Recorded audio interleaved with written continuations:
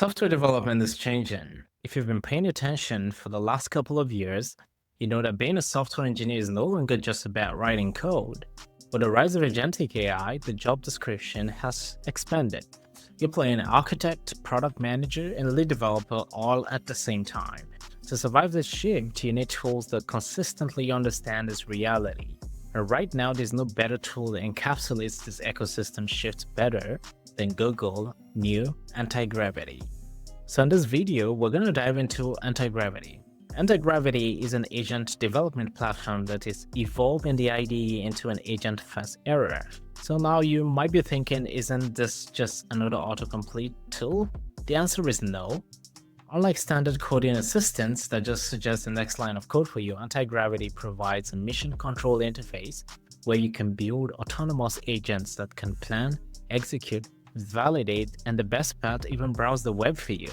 So it presupposes that agentic AI development isn't just about a tool that you can just type into, but an actor that can handle complex engineering tasks with minimal human intervention. And here's exactly what we're going to learn today. We're going to look at the installation of Anti-Gravity, so getting it running on your local machine. We'll look at some key concepts to break down the agent manager, the editor, and the browser. And then we'll look at how we can begin to build real-world applications using an agent-first workflow that Anti-Gravity provides. So without taking any more of your time, let's get into it. So the first thing we're going to do is install Anti-Gravity. So right now, let's go to the Anti-Gravity website. So it's antigravity.google. And you download Anti-Gravity based on the operating system you're currently on. Okay, so I'm just going to download Anti-Gravity for my Mac operating system. I'm on Mac OS Silicon, so I'll select Silicon. If you're on Windows or Linux, just select the operating system which you're running on, and that should download Anti-Gravity for you. Okay, so now we have Anti-Gravity installed and opened. So this is the first screen. Welcome to Anti-Gravity. Let's get you set up. Choose the setup flow, start fresh, import from VS Code, import from cursor. In this case, we're going to start fresh because we don't want to pollute this configuration with anything else I have running on any of the other IDEs. So we're just going to go start fresh, choose an editor theme. So here we can switch between different available themes. So I'm just going to go with Tokyo Night, for example. I think I like this one better. Okay, so next screen we have how do you want to use Anti-Gravity agent. So let's spend a moment here and sort of look through these different options that we have, right? So this are like presets that sort of guide how much autonomy we want to grant to the agent. So the first here you have the agent-driven development, and the options we have here is you have off, auto, and turbo. So turbo is like the most permissive, right? It grants the agent the ability to use your terminal to execute commands as it wishes, and this can be dangerous, right? So auto setup allows the agent to decide when it needs to get an approval from you and when it doesn't need to get that approval from you.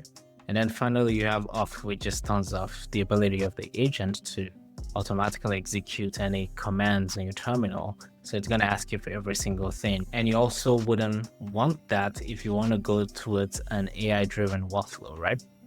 And then you have the review policy. So when the agent runs, it creates certain set of artifacts. This could be implementations plan. This could be a set of action plan. And then you have the review policy. So when the agent runs and executes on certain tasks, it creates a set of artifacts, right? And these artifacts could be implementation plan, could be a task list, could be images. So here you can configure how much review is needed for these artifacts that are created before the agent proceeds with execution of certain plans. So as well here we have the always proceed, agent decide, and request review. So always proceed is going to always proceed on its artifacts. Agent decides, again, here's a balance between the human reviewer and the agent deciding on what needs to be reviewed. And then you have the always request review option as well. So here we're just going to go with the default, which is the agent assisted development. It sort of provides a nice balance between what the agent should be able to do autonomously and where it needs the user's review or approval to proceed. So we'll go with that for now. And here we can configure like editor, key bindings, normal Vim. I'm gonna keep that to normal. Extensions, install popular language extensions. So Anti-Gravity seems to work with certain extensions on your browser because it wants to be able to create a sub-agent in the browser and interact with your browser tools. So I think this is where the extensions are. So you can toggle this on and off. I'm just going to leave it on so it installs those extensions. And then the third option here is the command line. Install the command line tool to open Anti-Gravity with AGY. So apparently Anti-Gravity also has a CLI tool, so you can open it by just typing AGY dot. If you use VS Code, then you're sort of already familiar with the typing in of code dot, or if you use cursor, you type cursor dot and it opens that directory in your editor. So I think that's what this is as well. So we're going to leave all of that enabled by default, and we're going to proceed by clicking next. And this brings us to the authentication page. So like I mentioned earlier, you do need a Google account to be able to use Anti-Gravity right now. And this is very important, I think, because you do get some free usage of Gemini when you enable Anti-Gravity. And as a result of that, it has to be able to track that utilization as well, right? So for that, you're going to need to have a Google account. So we're just going to sign in with Google. Okay, so now we're signed in. Anti-Gravity, yes, allow Google. Proceed with the terms, and there we go. We have Anti-Gravity installed. So here we have this nice and clean interface, and let's begin to break it apart. Now you will notice that after installation, we're greeted with this interface to select our workspace where we're going to be working within. And to the right here, we have the agent manager. We'll get to the agent manager later. So for now, we're just going to select the workspace. So think of workspaces the same way you use them in VS Code. So Workspace is just like a directory that's unique to a certain configuration for your project, right? So I have a folder already created for this demo. So I'm just going to open that folder and use that as my base workspace for this. So I'm just going to go into my directory, AGY projects demo, and select that. And that's going to serve as my base for development. Okay, so now I have a workspace. And as you can see, the interface sort of switches a little bit. And now I have my workspace folder to the left. I have the main window, and to the right here, I have the agent manager. And I like how flexible the whole interface is. You can expand this and reduce it. So here on the agent manager, we can toggle the views similar to VS Code. You can have an inbuilt terminal here, which is nice. So just so you're aware, Anti-Gravity is a fork of open source VS Code. So most of the interface you already used in VS Code or Cursor, you will also have that here. To the left, we have the Explorer or navigation menu, standard buttons, same as you have in VS Code. But then to the right is where we see most of the change here.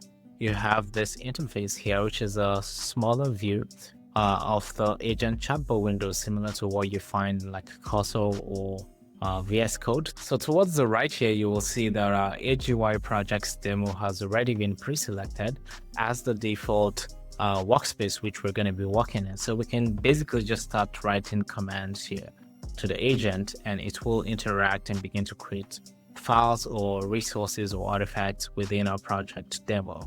But let's take a look at this here for a moment.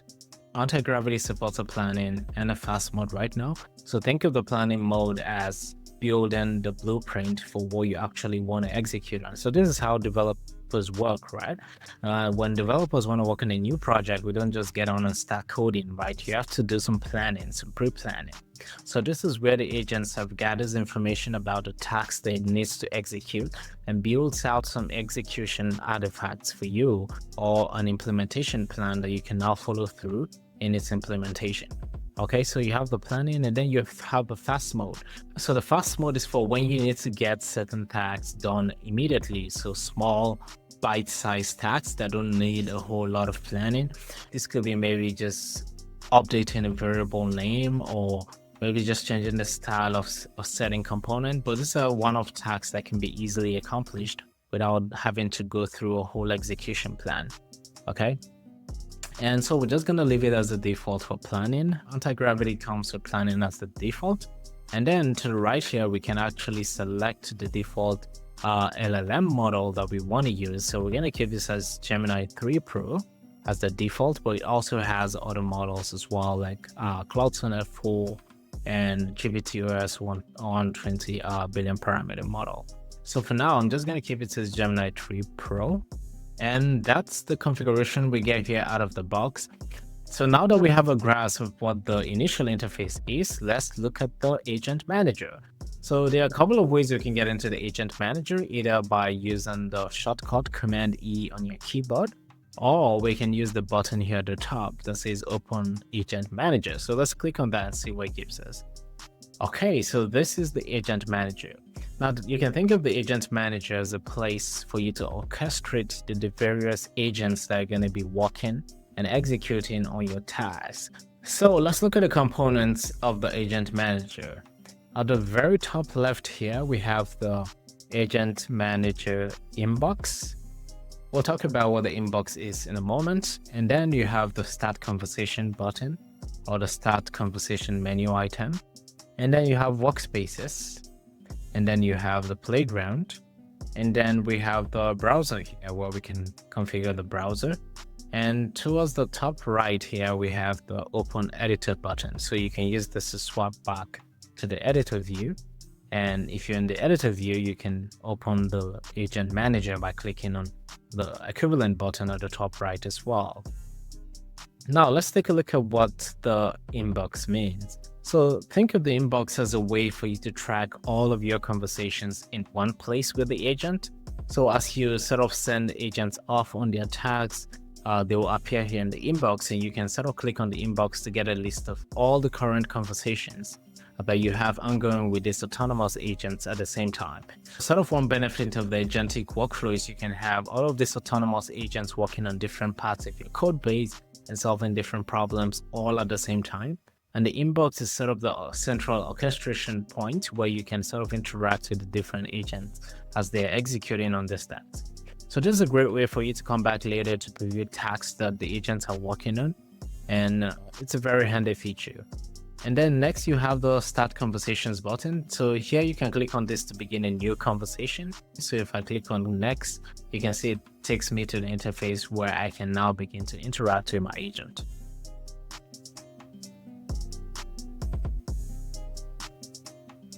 It brings me to this Ask Anything interface where I can begin to create a prompt to an agent. The outcome of this is a sub-agent is going to be spun up to begin to handle or work on whichever task that I intend to give. And then next you have workspaces. We mentioned earlier that you can think of workspaces the same way you do with VS Code or Cursor. So next we have workspaces. Like we mentioned earlier, you can think of workspaces as a way to sort of organize your different projects, right? And you can sort of switch back and forth between workspaces as you interact with the agent or as you give tasks to the agent. So this component here by the left allows you the flexibility to manage all of these different workspaces or switch between them as the need may be. And then you have the playground. So the playground is a great way for you to simply start a conversation with an agent. And then if you'd like to convert that into a workspace where you have probably stricter controls in terms of the files and sort of the review permissions and all of those things, you can sort of bring your work into that workspace eventually. So, but a playground is a good place for you to start. So you can think of it really as a sandbox where you can sort of experiment on your ideas before fine-tuning them and then deciding that you want to bring them into any of your workspaces. And then you have the editor view, which we saw earlier. When I switch back, you can see it takes me back to this editor view where I can see the different file hierarchies, search the code, just the familiar interface you're used to when working with VS Code. So now finally we have the browser, and this is one clear indicator or differentiator for Antigravity compared to other development IDEs, is the fact that Antigravity has a seamless integration with Google Chrome. So we're going to be setting up the browser next.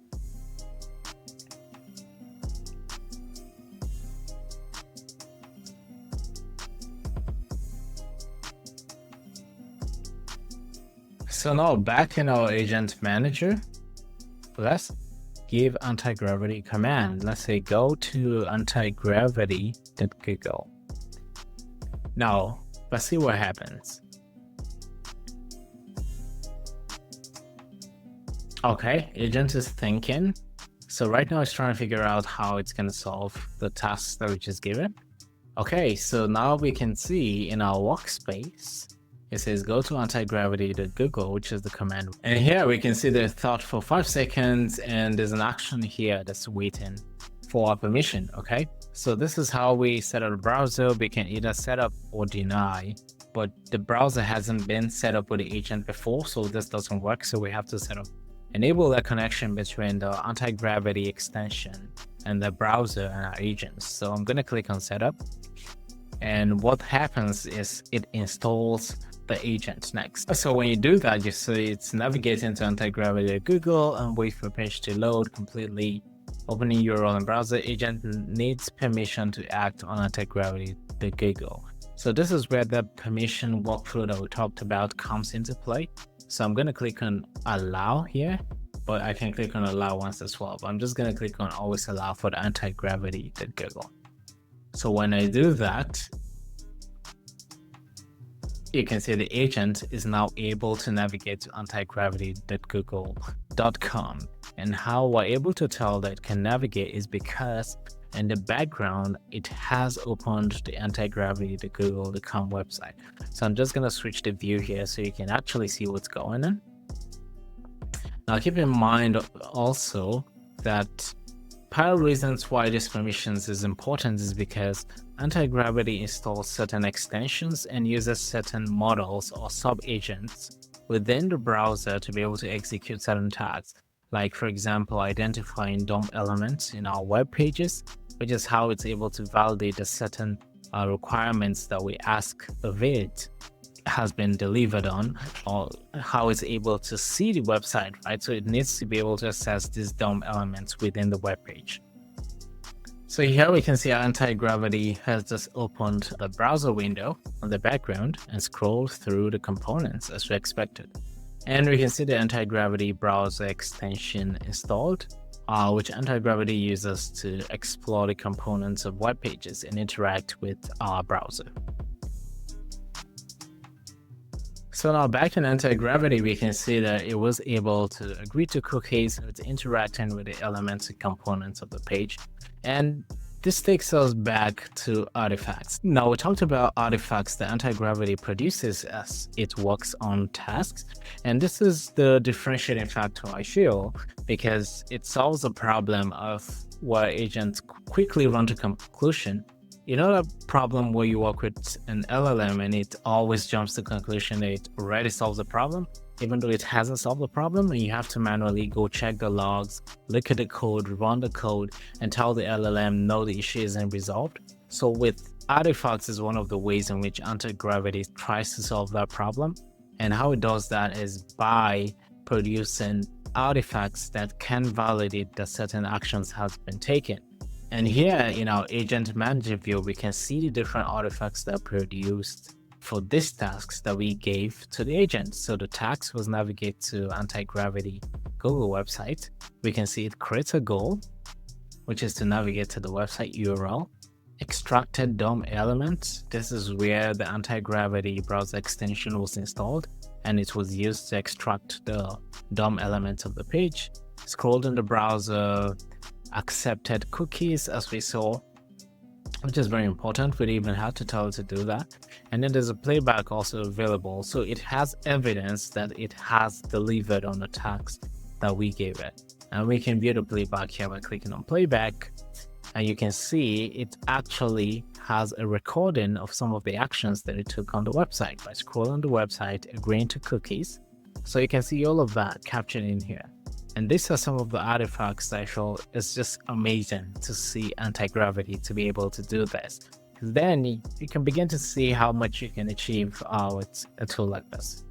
Now going back to our inbox view, okay, because we now have a conversation that we started with an agent, we can now see a trace or a thread of that conversation in our inbox, right?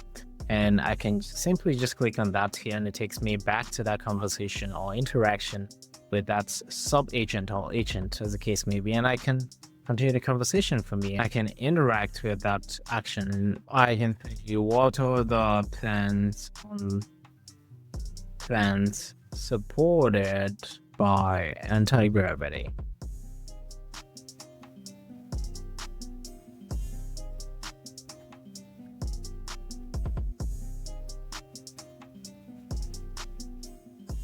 So I can just sort of continue the conversation here. Again, what Anti-Gravity is doing is going to the website, it deciding it needs to use the browser and browsing the website. Now what Anti-Gravity is doing is visiting the website, clicking through elements on the web page and trying to find the information that I activate, right? So, and I can see the start trace here. Again, once again, it's going to create a goal, which is my goal is to research anti-gravity plans. Okay, so it researched the plans, created task list of what it needs to achieve, right?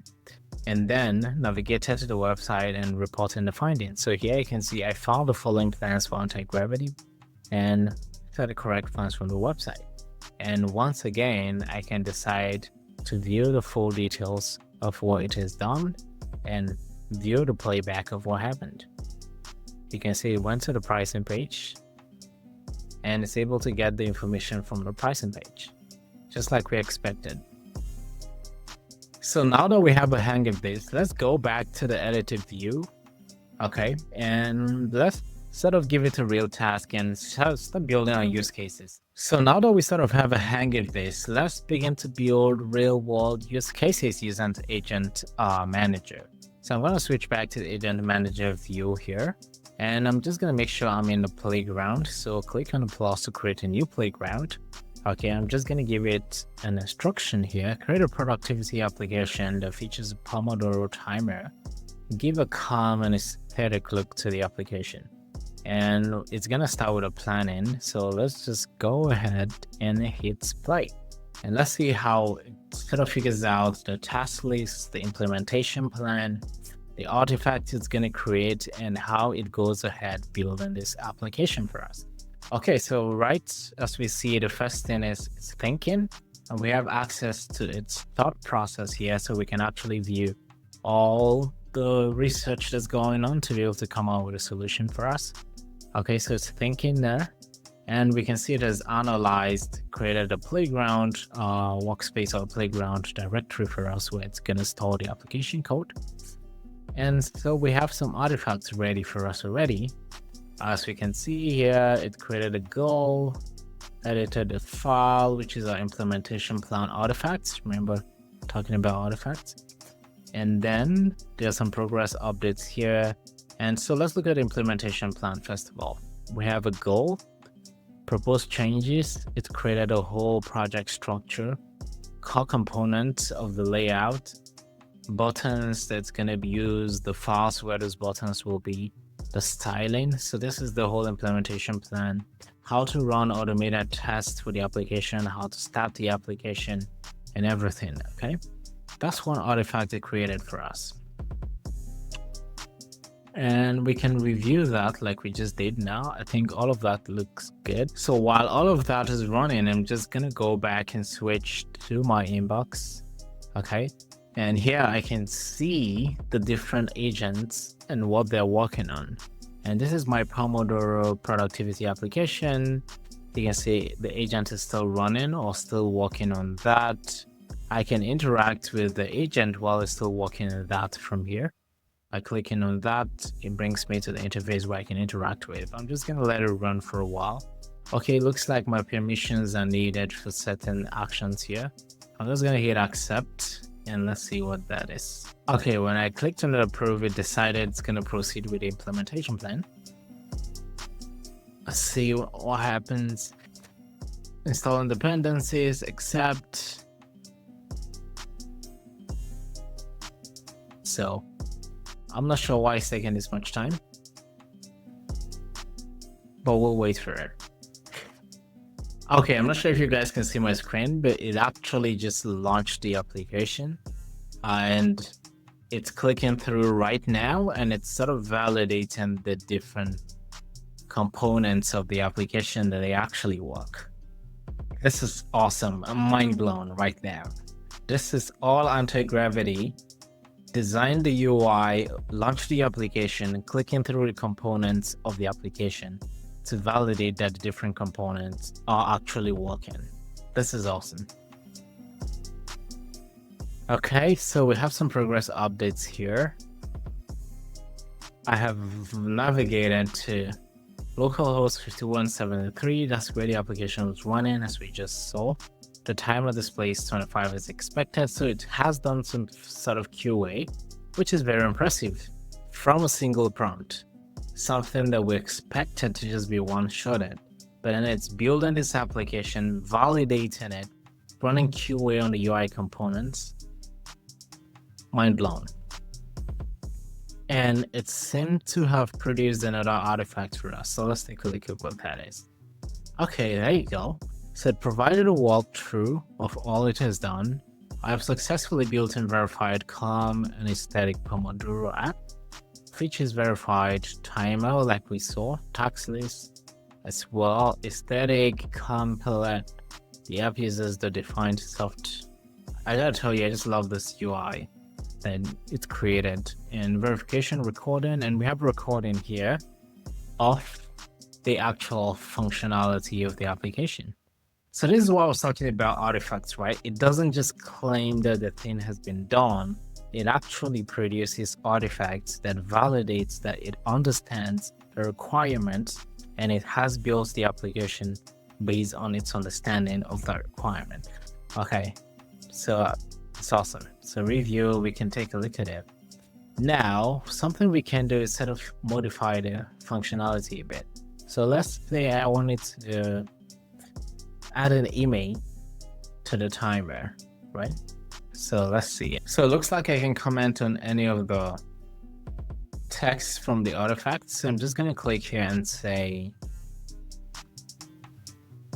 can you add a nice background image instead of the color? It has written there. Let's see what it does. Now this is me playing product manager, right? Submit. Okay, so after adding comments, you need to submit your comments, right? So this is more like a code review kind of workflow where you add certain comments to certain artifacts and then you submit those comments at the end of the review. And that's how the developer or the agent sort of knows they need to go work on that thing. Okay, visual polish image generation failed coder. Okay, so it looks like we ran into a coder issue for image generation. I'll switch into use a high quality Unsplash image for the background. I'm not sure why we'll run into a coder issue. Oh, Nano Banana. So I probably don't have Nano Banana coder. Is that what's happening? There you go. So it just changed the background. As you can see, we have a nice background image now from Unsplash. And we have our updated artifact. And I can open that and we can see we have a new background here.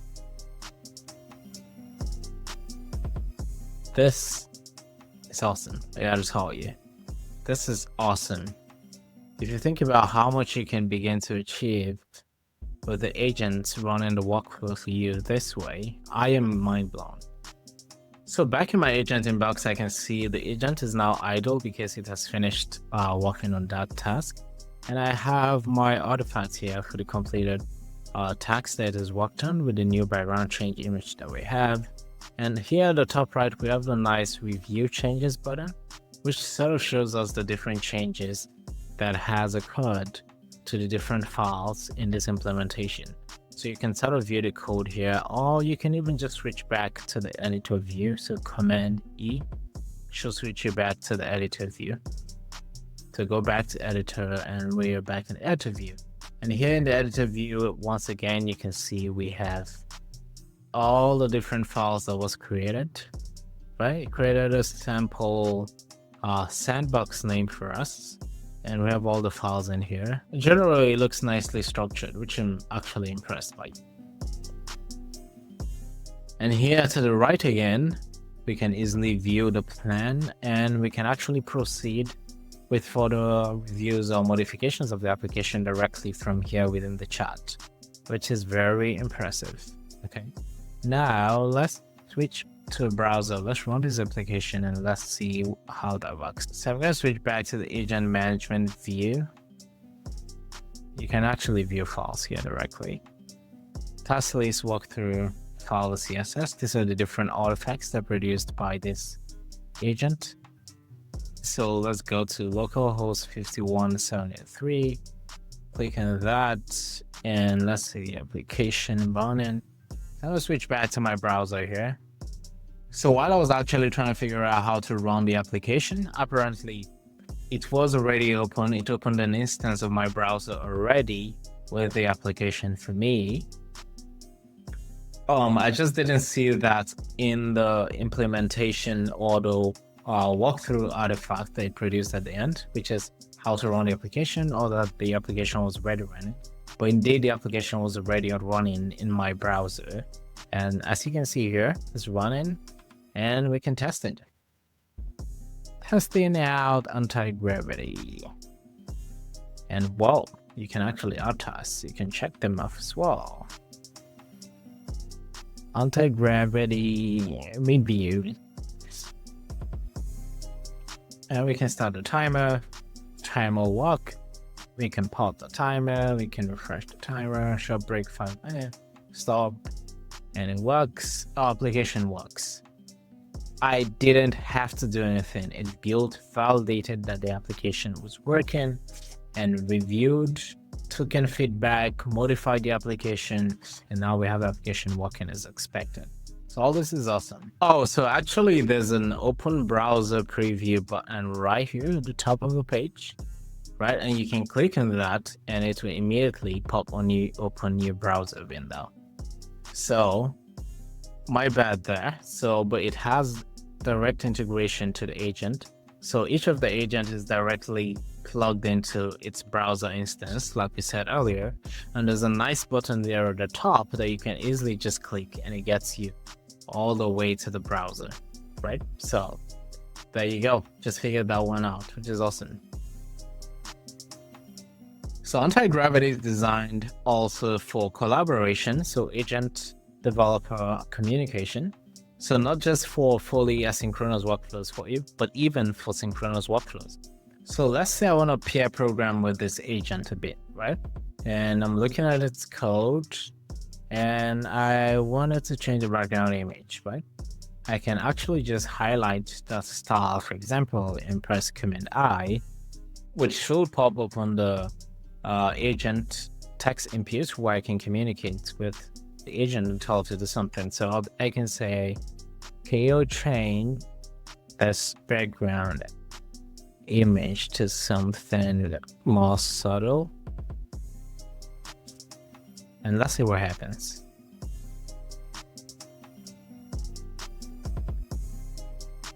So it is trying to make some changes. I'm not sure what the change is, right? I'll just say accept and let's see what's happening.